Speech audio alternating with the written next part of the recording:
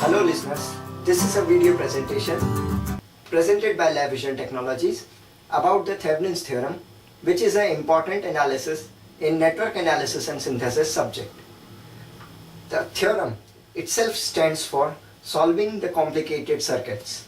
But right now we will concentrate on the things like we should first pass university exams, afterwards we will look for the other competitive exams where numerical analysis is more important than the theoretical analysis. But first of all, we will go for the theoretical analysis, and in theoretical analysis we will come to know what are the statements for that particular theorem and what are the other analysis for the particular theorem. As you can see on the board, the analysis of particular Thevenin's theorem. Thevenin's theorem statement. A linear network consists of a number of voltage source and resistance can be replaced by an equivalent network having a single voltage source that will be called as Thevenin's voltage, denoted by VTH, and has a single resistance called Thevenin's resistance, denoted by RTH. Now, coming to the explanation, or you can say statement itself is more than sufficient, but for gaining the marks from university you need to explain the theorem and analyze completely, theoretically. Now, as you can see, a network which is a linear network, we are right now concerning about DC source and DC network. Right now we are not considering alternating current sources or alternating current in any situation. Right now we are doing it for DC source, that is a linear network.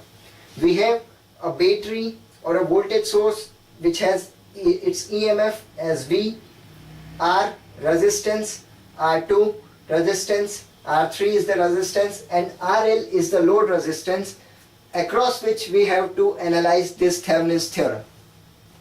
First of all, if we are talking about a Thevenin's theorem, if we recall the statement, we will get the analysis that the complete circuit, whatever and however it is that much complicated, that should be converted into a voltage source plus a Thevenin's resistance. That means circuit has 1, 2, 3, 4 resistance and a voltage source, but that circuit finally will be converted into a voltage source and a resistance which is a load resistance across which we are applying this Thevenin's theorem, and an equivalent resistance or RTH, which we are denoting as RTH. So we can draw a basic diagram after consulting the things like that will be RL across which we are analyzing this theorem. RTH is the Thevenin's resistance, and VTH generally denoted by VOC or any other parameters like VAB in our case. Now, when we are at the analysis part or the explanation part, we can concentrate on the second diagram. Second diagram states that we have to disconnect this particular load resistance across which we have to analyze this Thevenin's theorem, or we have to apply this Thevenin's theorem. We have already disconnected it, and now we will calculate VOC. OC stands for open circuit voltage or EMF across this point A and B, as we have removed this RL from the circuit, away from the circuit. Now, afterwards, the second step will be completed by calculating VOC. Now, the third step, which is RTH, which is supposed to be calculated over here, that will be given by one of the thumb rule we have to follow for this is like we have to short circuit the voltage source. Right now in this case we have only one voltage source, but as we move on for the complicated circuitry there are many voltage sources, so we have to short circuit all the voltage sources and we have to calculate R equivalent or RTH across this. That will give us the value of RTH. We can use the series and parallel resistance analysis. As we all know, for R parallel it is R1, R2 upon R1 plus R2, and for series it is the sum of the resistance coming in series. That's it. This is the analysis, first analysis or first explanation any examiner is looking forward to be have in your answer sheet, so that he can provide or he or she can provide you the perfect marking. For the explanation part, as we all know, for gaining good marks in university or university exams, you are supposed to explain the things as per the requirement of the teacher as well as the requirement of the topic. So now we will look forward for the explanation part, what we assume that more compulsory or more important as compared to the we should say both are equally important in any analysis, like statement. If you are quoting a wrong statement and giving correct explanation, or if you are quoting a right statement and giving wrong explanation, both are things are contradictory at some point. So we should concentrate on both the things, statement as well as analysis, to get maximum marks. Now concentrating on the diagram, we have 3 steps which are supposed to be followed while solving a circuit for its Thevenin's theorem. First of all, we had seen already, we had removed this RL from the circuit and make the circuit like this, which is shown in step 1. For any circuit other than this, you are supposed to remove this RL and we have to calculate VOC. Now, some important points which are supposed to be noted over here are like current I which is flowing through this V, which is the EMF of the battery, will flow this direction, this direction, this direction, and then it will turn this direction. One point which is supposed to be noted here is that the I current, though it's a node, but as you come forward, you will find an open circuit, which is like current which will like to flow in this direction as well as in this direction, but here it will find open circuit. So total current which is entering at this point or this node will go in the direction of R2 rather than going in the direction of R3. This is the basic concept we are supposed to be remember while solving the equation.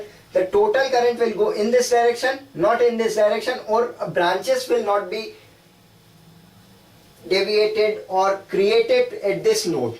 So we have to take note of that. Afterwards, I current will go into R2 and then I current flow in this direction and I current will complete the loop.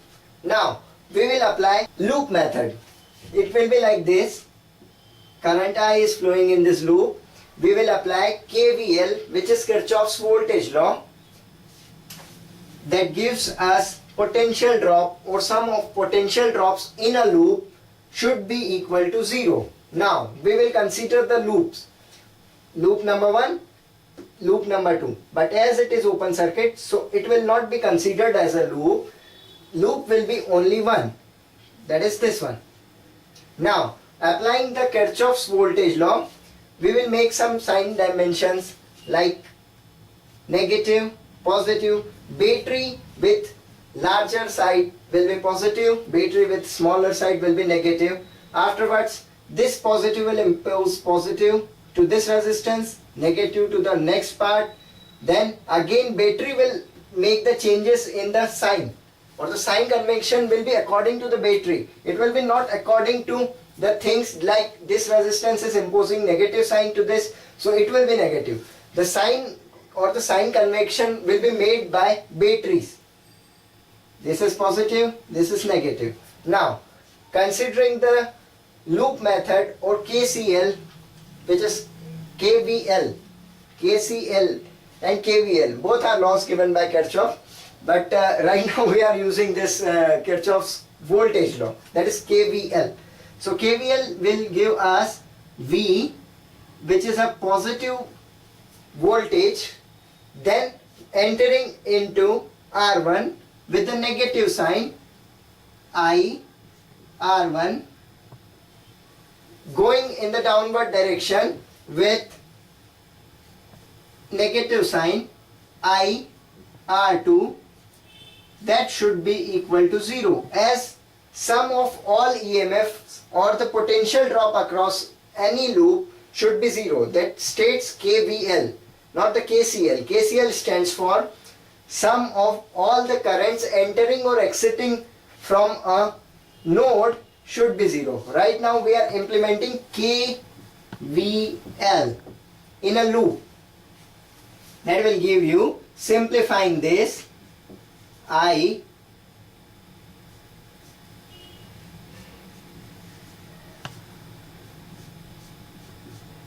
V upon R1 plus R2. That's an important analysis. We should take note of this.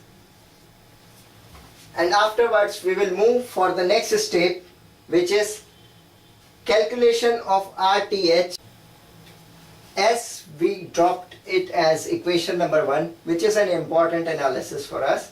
Now we will calculate VOC. VOC by the analysis of series and parallel calculation. If a voltage drop across this point is I into R2, as this particular branch is parallel with this particular branch, that means whatever the voltage drop in this branch will be equal to voltage drop across this particular VOC. So calculating VOC, we will get I into R2. I hope this equation is clear, because in my opinion you should know this, from where this I and R2 came in to the picture. We can see this particular branch is parallel with this VOC. That means whatever the voltage drop across this should be equal to voltage drop across this. Otherwise these two will not be in the parallel. As we all know, for a circuit to have in parallel, or the branches to have in parallel, the voltage drop across the branches should be equal. Otherwise they are not in parallel. So this is the reason we have wrote this, that I into R2 will give you VOC. Now reminding this equation number 1, putting the value of I, which is V upon R1 plus R2 into bracket, is multiplied by R2. For calculating VOC, we will get V R2 upon R1 plus R2. That is, VOC is equals to V into R2 upon R1 plus R2. One of the important analysis during applying the Thevenin's theorem in the circuit is VOC. We will quote it as equation number 2. Now step 2, which is an important step during the analysis of Thevenin's theorem, which is the calculation of RTH, which is Thevenin's resistance. After having the view of this circuit, in this we have short circuited the battery. That means the voltage source has been short circuited. In this situation, we will calculate R equivalent, which will be known as RTH. Now, having the knowledge of series and parallel resistors, we can modulate this circuit like this. This is R2, this is R3, and this is R1. As we have short circuited battery, so we can have a look this circuit like this, that these R1 and R2 are parallel and R3 is in series with the same circuit. Now solving it for R equivalent, R is parallel. Here parallel sign denotes that R1 and R2 are parallel, and for the parallel we have already quoted equations like R1 R2 upon R1 plus R2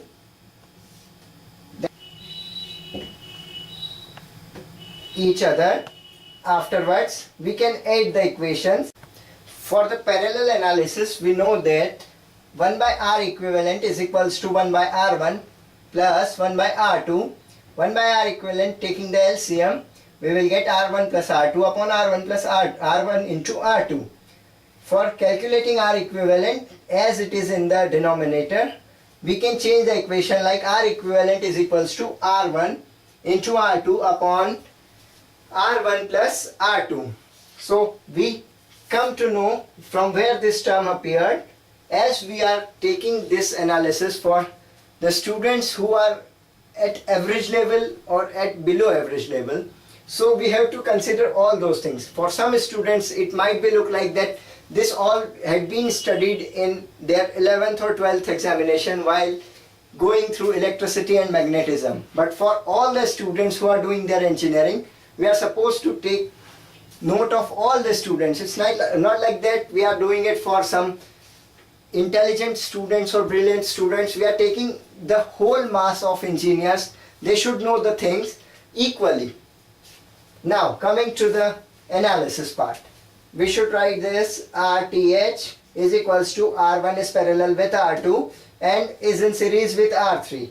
We will get final RTH will be like this: R1 R2 plus R1 R3 plus R2 R3 upon R1 plus R2.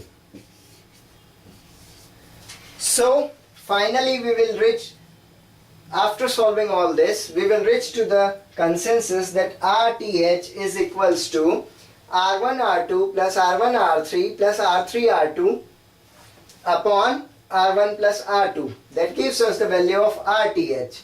Now we will quote it as equation number 3, which is an important analysis for us. That is RTH is equals to R1 R2 plus R2 R3 plus R1 R1 into R3 upon R1 plus R2. So 3 important analysis we are having right now. We will draw a Thevenin's equivalent circuit afterwards. Coming to the final analysis of Thevenin's theorem, it will be like that. VOC we had calculated from equation number 2, RTH we had calculated from equation number 3.